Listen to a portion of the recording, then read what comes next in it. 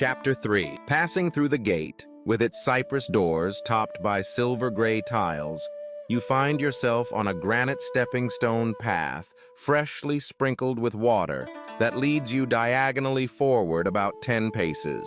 At the end of the stepping stones, a pair of frosted glass doors stood quietly shut on either side, as if content to let the autumn night deepen around them. The estate lay in perfect stillness. He pressed the ivory button on the polished, straight-grained pillar, and after a moment, footsteps approached from somewhere deep inside. A key turns with a click. The front door swings open on both sides, revealing an entryway floor polished to a mirror shine. To the right sat a large pot, just over a foot across, made in the style of shoed ware, and inside it 2 or 3 stalks of shirotake palm bamboo stood perfectly still, with no breeze to stir them. Quietly keeping still, straight ahead, on a gold screen standing about 4 feet tall, Sanjo Kokaji forges a blade fit for the emperor, striking in perfect rhythm with a spirit of strange and otherworldly form, answering a sacred dream, striking the imperial sword again and again with a ring and a ring. The one who came to the door was a graceful young maid of about 18 or 19. She took the calling card that read, Shirai Doya, and asked, "Would this be for the young master?" Doya tilted his head and thought for a moment. Whether it was the young master or the head of the house, this would be his first time meeting anyone by the name of Nakano. For all he knew, he might leave without seeing anyone at all.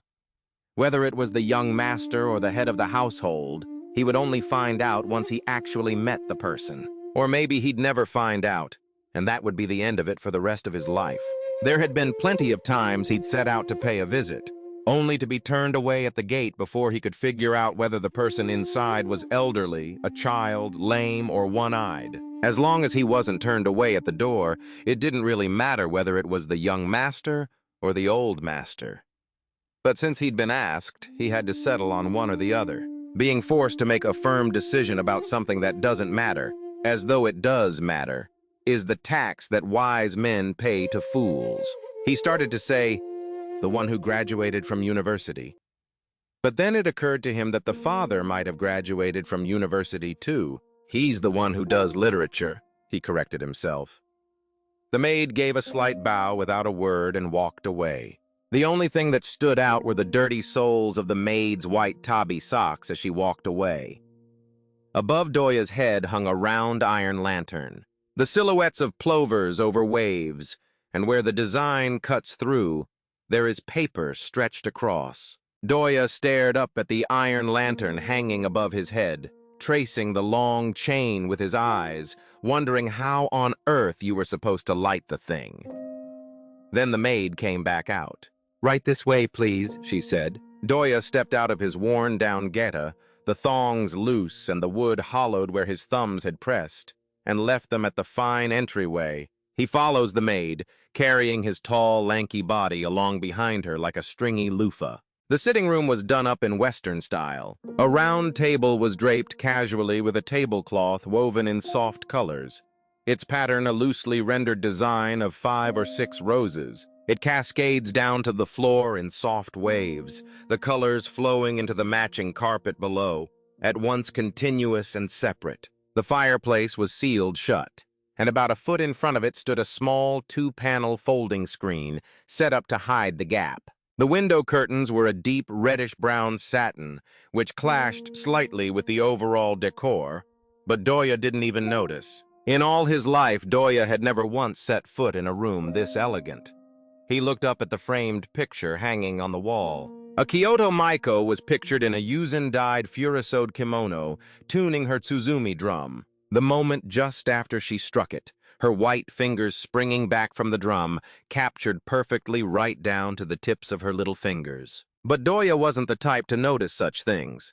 All he thought was that whoever hung that painting had no sense of taste. In the far corner stood a bookcase in the Art Nouveau style, and a row of beautiful foreign books was catching the light that filtered through the gap in the curtains. Their golden lettering basked in the light. Quite impressive, all of it. And yet Doya was not the least bit intimidated. Just then, Nakano came out to greet him. He was wearing a padded sumugi jacket with a crepe heko sash wound loosely around his waist, and he peered at Doya over his gold-rimmed glasses with a look of faint bewilderment. "Sorry to have kept you waiting," he said, settling into his chair. Doya was dressed in a questionable Maizen kimono covered over with a black cotton-crested haori, his hands tucked inside his Kaheji Hira jacket. "Sorry to bother you," Doya said by way of greeting, completely unruffled. Even after they exchanged greetings, Nakano kept squinting at him with that same dazzled look. But at last he seemed to steel himself and, "So you're the one they call Shirai Doya?" he asked, with an air of enormous curiosity. Not that he needed to ask, since the name was right there on the calling card. The reason he asked such an obvious question was simply that he was an unworldly man with a literature degree. "Yes," Doya replied, perfectly calm. Nakano had expected something quite different. The moment Nakano had seen the name card, something clicked in his mind, and now it was completely taken over by one thought: a school teacher who had been driven out of his job. Feeling sorry for him, and seeing right before his eyes this figure of a man worn down to nothing, he was dying to ask whether Doya was the Shirai who had been tormented by students at that middle school. No matter how sorry he felt, feeling sorry for the wrong Shirai would be completely pointless. To feel sorry for him, to get to the bottom of it, he had to open with, "Are you the one they call Shirai Doya?"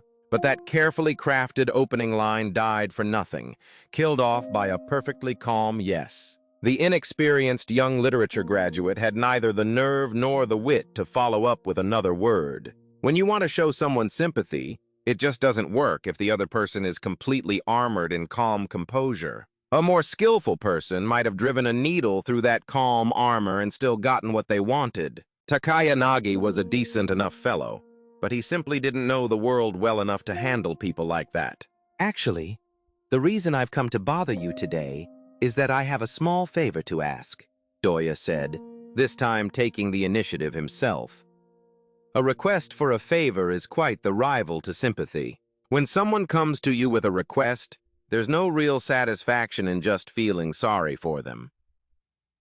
"Well, if it's something I'm able to do," Takaya Nagi said cheerfully, happy to oblige. "You see, Kokozashi is planning a special feature where various distinguished thinkers share their views on a topic called Solutions to the Troubled Minds of Modern Youth. And so they felt that having only the usual well-known names wouldn't make for an interesting read. We thought it would be more interesting to include some newer voices as well. So we've been visiting various people, and that's actually why I was asked to come by.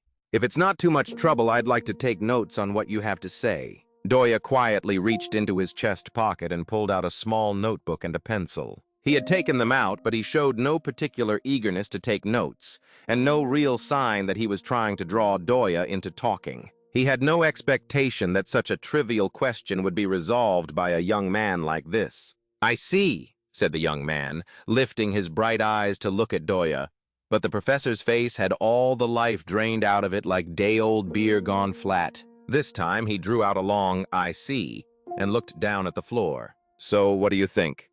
Do you have any thoughts on the matter?" he pressed, wrapping his urging in a cloak of obligation. If Doya said he had nothing to offer, the young man might just get up and leave right then. "Well, let me think. Even if I did have something to say, whatever I come up with isn't worth putting in a magazine." "Oh, I'm sure it's fine. How did you find me in the first place?" "You caught me completely off guard, so there's no way I can give you anything coherent. Our publisher says he's come across your name in the magazine from time to time." "Oh, not at all," said Nakano, turning to the side. "Anything will do, really. Please just tell me something."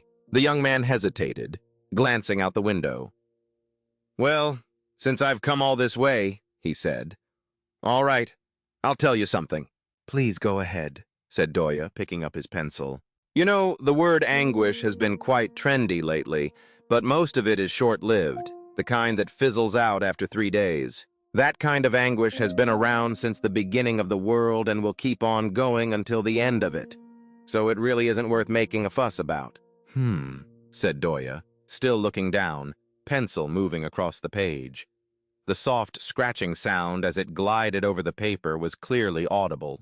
But there is one profound kind of anguish that every young person inevitably falls into, one that nature itself demands they experience sooner or later, at least once, and most certainly will.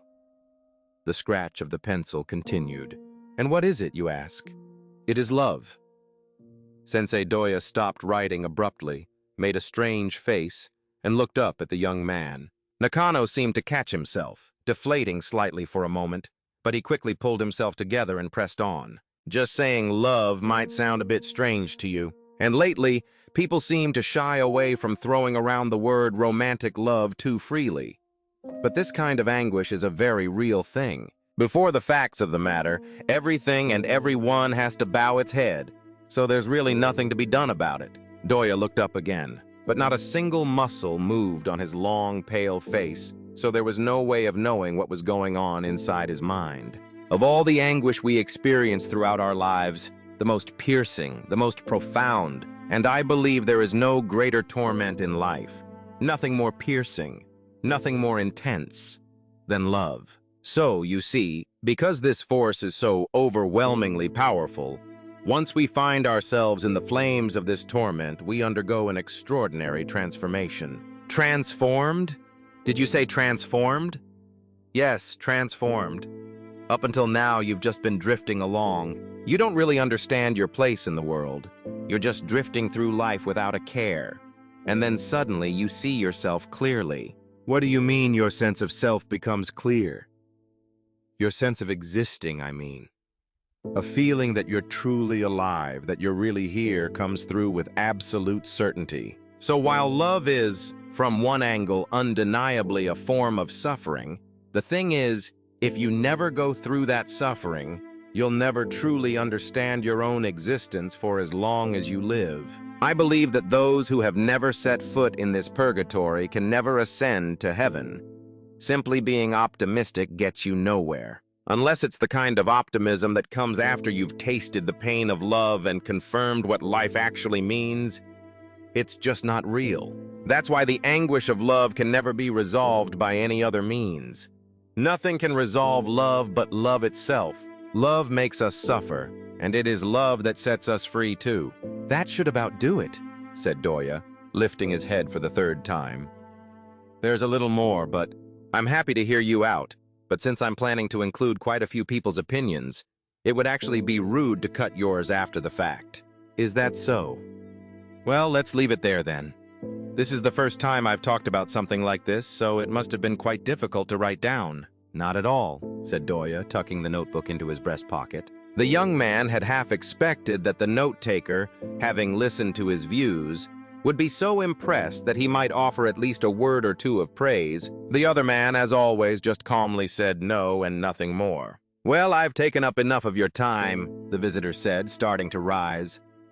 Oh, stay a little longer, Nakano said, stopping him. He was hoping the man would at least say something critical about his ideas before leaving. And besides, he was curious about something, wanting to follow up on what he'd heard about Takayanagi at Hibiya the other day. To put it in a word, Nakano simply had too much time on his hands. I'm sorry, I really must be going, said the visitor, already rising from his chair and stepping back from the table. Even Takayanagi, with all his free time, finally gave in with a, well then, bowing in surrender. When he walked Doya to the front door, he worked up the nerve to, by any chance, do you happen to know a man named Takayanagi Shusaku? He asked, just to get it off his chest. Takayanagi? Don't think I know him, he said, stepping one foot down off the entryway step, twisting his tall frame halfway back around. He graduated from university this year. Then that explains why I don't know him, he said, stepping both feet down onto the entryway floor. Nakano was about to say something more when the sound of wheels grinding and rattling over the stone path broke through the air and a rickshaw came to a stop right in front of the glass door. The moment Doya opened the door, the person in the rickshaw leapt down and landed squarely on the granite step in their thick sandals. He stepped out into the street feeling as though 5 colored clouds had swept past his eyes. The clock had already passed 4. In a sky washed with a thin sepia haze over deep green, A single kite circles, its outline blurred. The wild geese have not yet come south. A child in hakama with the leg panels hitched up came walking cheerfully toward him, singing a song. A bamboo branch rested on the child's shoulder, with an owl made of grass tassels swaying and dangling as the child walked along, most likely heading off to Zoshigaya, or somewhere like that. Deep in the shadowy interior of a fruit shop with wide eaves, only the persimmons catch the light in a bright patch of orange. As evening draws near, the air carries a faint, creeping chill. By the time Doya reached Yakuoji Mai, the evening had grown dim enough that he could barely make out the faces of the people passing by from under the brim of his hat. Passing a stone marker carved with 33 sacred sites on the right, I turn into the dyer's lane and walk about half a block west, and there I am at the gate of my own home. Inside, the house is dark. "Oh, welcome home," his wife calls from the kitchen. The house is so small that the kitchen and the front entrance are hardly any different from each other. "Did the maid go out somewhere?" he called, stepping from the 2-mat entryway through to the 6-mat sitting room. "She just went on an errand to Yanagimachi," his wife called back, retreating into the kitchen. Doya Sensei took the lamp that had been set off to one side of the alcove, stepped out onto the veranda, and started cleaning it himself. He grabbed what looked like some scrap manuscript paper, wiped down the oil reservoir with it, wiped the glass chimney, and finally gave the blackened wick a rough swipe before crumpling the paper up and tossing it out into the garden. The garden had gone dark, and he could barely make out anything in it. Doya sat down at his desk, struck a match, and in one quick motion touched the flame to the lamp. The room was instantly lit up. For Doya's sake, it would have been better if it had stayed dark. There's a tokonoma alcove, but it's just for show, really, since nothing is actually hanging in it.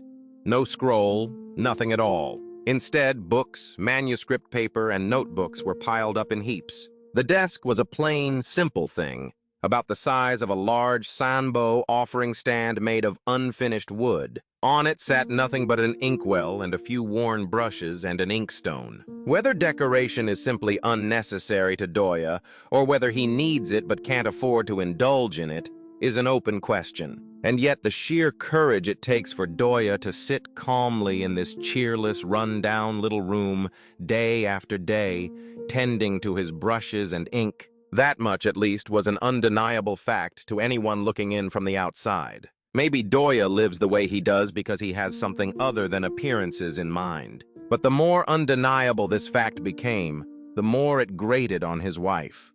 Women are born with decoration in their blood, and they die with it too. Most women have no qualms about seeing even love, the very force that rules their destiny, as just another decoration.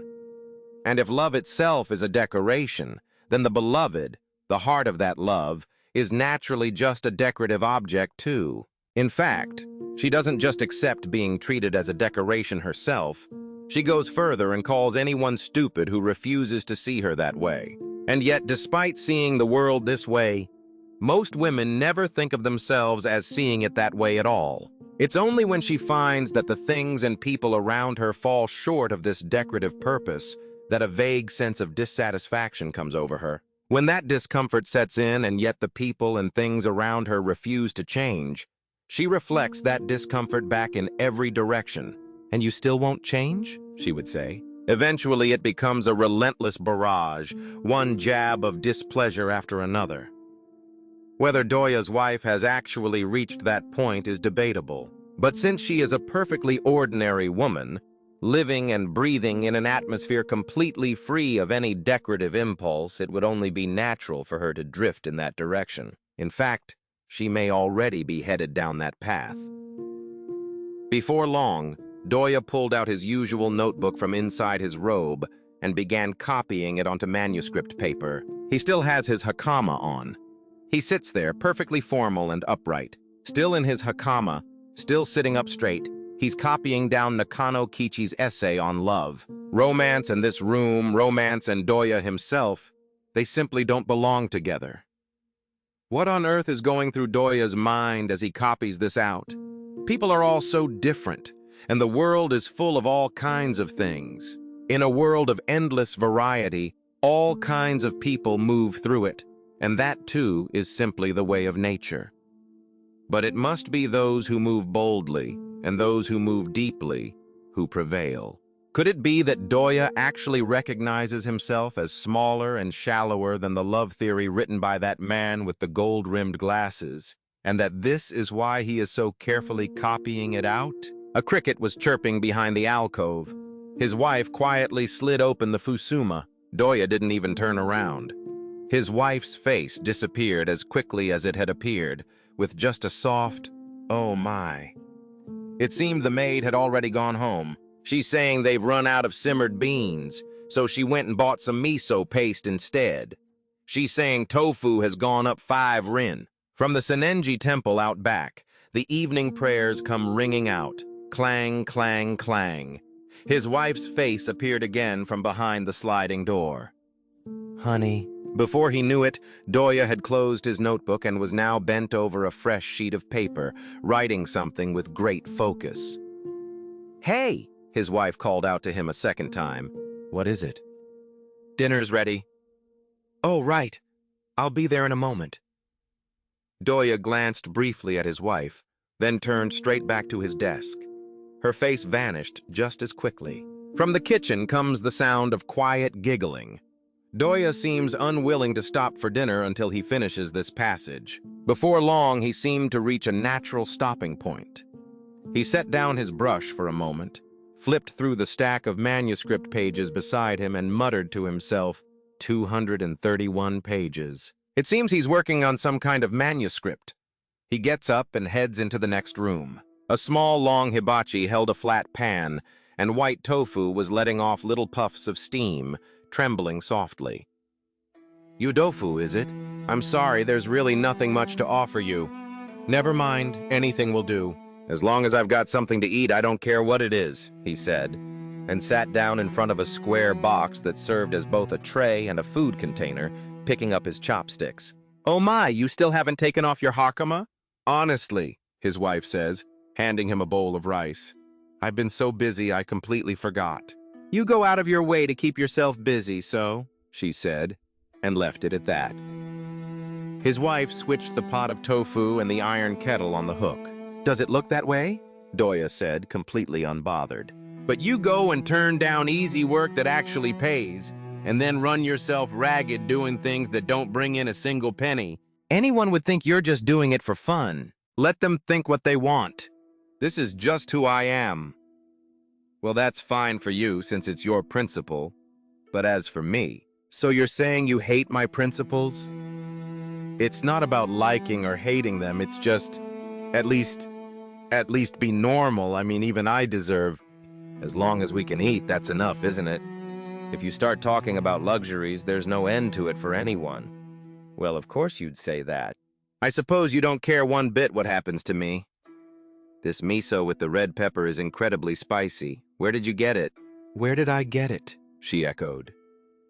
Doya looked up and stared at the wall across the room. Against the cold gray surface, his wife's large shadow was cast. The shadow and his wife both registered in Doya's eyes with the same hollow meaninglessness. Next to the shadow hung a woman's formal kimono on a clothes-hanging pole, something that looked like it might be silk-woven fabric. It was a little too showy for his wife's taste, but he still remembered buying it for her back in the countryside during better times. Back then, he thought very differently than he did now. He had believed it couldn't be all that rare to find someone who shared the same thoughts and feelings as himself. So back then, he never felt the urge to take the lead himself, using the power of his writing to wake the world up. Now he feels exactly the opposite. The world celebrates prestigious family names. The world celebrates the wealthy. The world even celebrates those with doctoral and academic titles. But when they come across someone of genuine integrity, they have no idea how to respect that person for who they are, setting aside rank, money, or even learning and talent. Rather than grounding their judgments in what truly matters about a person, which is their character, people try to measure everything by the surface trappings attached to it. And whenever these surface attachments come into conflict with genuine character, The world will always side with the attachments and try to trample that character underfoot. When the world loses even one person of genuine character, it loses a measure of its own light. A person of true integrity is something so precious that 100 nobles, 100 wealthy merchants, 100 scholars combined could never make up for the loss of even one. I was born for one purpose only, to uphold that kind of character. Beyond that, I can find no meaning in this life. Clothing yourself against the cold and eating when hungry are nothing more than practical means of sustaining that integrity. Picking up his brush and grinding his ink too are simply his way of making that same character shine through on the page. This is what Doya believes now, at his core. Holding fast to these beliefs, Doya couldn't very well spend his days trying to keep his wife happy. Doya had been gazing at the kosode hanging on the wall. After a while, finishing his supper, he asked, "Did you go out somewhere?" His wife replied with that single syllable. Doya said nothing, just sat there drinking his tea. With autumn fading and everything going dry and still, it was a remarkably quiet little exchange. You see, I couldn't just keep stringing Sonata along forever, and something has to be done about the landlord too. And on top of that, the end of the month is coming up, which means we'll have another round of payments for rice and firewood to worry about. So I went out to try to figure something out. His wife finally spoke up herself. "So you went to the pawn shop, did you?" "There's nothing left to pawn," his wife said, looking at him with a wounded expression. "Then where did you go?" "Well, there wasn't really anywhere else to go, so I went to my brother's place." "Your brother's?" "It's no use. What good is going to my brother's place going to do? You know, you always put things down right from the start, and that's the problem. Sure, we may have different educations. Sure, our personalities may clash, but he's still your own flesh and blood, isn't he?" "A brother's a brother, I'll give you that. I never said we weren't brothers." "That's exactly my point. There's an old saying, even your own knee makes a good advisor. At a time like this, wouldn't it make sense to go over and talk things through a little?" "I'm not going." "That's just stubborn pride, that is. That's just a habit of yours, you know. And it only hurts you, going out of your way to make people dislike you." Doya just stares blankly at his wife's shadow moving along the wall. "So did you manage to get the money?" "You always want to jump straight to the end, don't you?" "What do you mean?" "Well, before you can actually come up with money, there's a whole process, isn't there? You have to figure out a plan and work things out first." "I see. Then let's start over from the beginning. So you went to your brother's place, did you? Without telling me. It may have been behind your back, but it was all for your sake, you know." "All right, for my sake, fine. And then, so I went to see your brother, and I paid my respects, and apologized for having been out of touch for so long and all of that, and then I told him the whole story, start to finish. And then? Well, my brother said he felt terrible for me and that he sympathized with me deeply." "He sympathized with you? Hey, pass me that coal basket. If I don't add more coal, the fire's going to go out." "So he said we need to sort things out soon, there's no way around it. He asked why on earth we'd let it go on this long without sorting things out." "Well, that's a convenient thing to say. You still suspect my brother, don't you? You'll be punished for that, you know." "So did he lend you any money?" "There you go again, jumping straight to the end." Doya-sensei seemed to find this a little funny. He looked down with a grin and blew on the pile of black coals stacked in the brazier. "He asked me how much it would take to clear up all the debt we'd gotten ourselves into. It was really hard for me to say it, but I finally worked up the nerve and..." She paused for a moment. Doya keeps blowing on the coals. "Hey, listen, so I finally worked up the courage and, well, I said, you know, are you even listening?" "I'm listening," he said, lifting his face, flushed red from blowing on the coals. "So you finally came out and said, about 100 yen? Is that right? And your brother was surprised, I take it." So then he thought for a moment and said, 100 yen isn't the kind of money you can easily put together just like that. That sounds exactly like something my brother would say. Now just listen, there's more to it. But he said this situation is different from other things, so if I really needed it, he'd be willing to act as a guarantor and borrow the money from someone on our behalf. I wouldn't count on that. Now just hear me out to the end. So anyway, I managed to get him to the point where he said he'd at least meet with you in person first and hear your side of things before making any decision. His wife lifted her high-cheeked face with the triumphant air of someone who had just pulled off a great victory and peered at her husband. Her eyes said it all. Her husband was spineless. He worked away at his desk day and night, grinding it out hour after hour, and yet he still couldn't earn enough to keep himself and his wife comfortable. Is that so? Was all Doya said, without any particular show of gratitude for her efforts. Is that so just isn't good enough. I've done all the hard work to get us this far, so now it's up to you to do something with it. If you handle this the wrong way, all the hard work I've put in will be for nothing. All right, don't worry so much. Another month or so and 200 yen will come my way easy, said Master Doya, brushing it all off without a care in the world. His editing work for Kokozashi brought in 20 yen, and his compilation work on an English-Japanese dictionary brought in 15. That was the sum of Doya's steady income. That said, he took on as much extra work as he could get. He wrote for newspapers. He wrote for magazines. When it came to writing, there was hardly a day or night he put his brush down. But none of it brought in any real money. On the rare occasion when 2 or 3 yen actually found its way into his pocket, Doya could only marvel at the fact that it had happened at all. Yet within this literary labor, which yields nothing of material value, lives the very core of who he is. His spirit flowed out drop by drop, transformed into ink, and every single stroke carried the full force of his soul. When these fragments reach the reader's eyes, Doya takes up his brush, praying that a current of electricity will flash through their pupils and make every bone and muscle in their body tremble in that single instant. I carry the way forward. I face the page with a vow that I will not forgive anyone who stands in the way's path, not even the gods.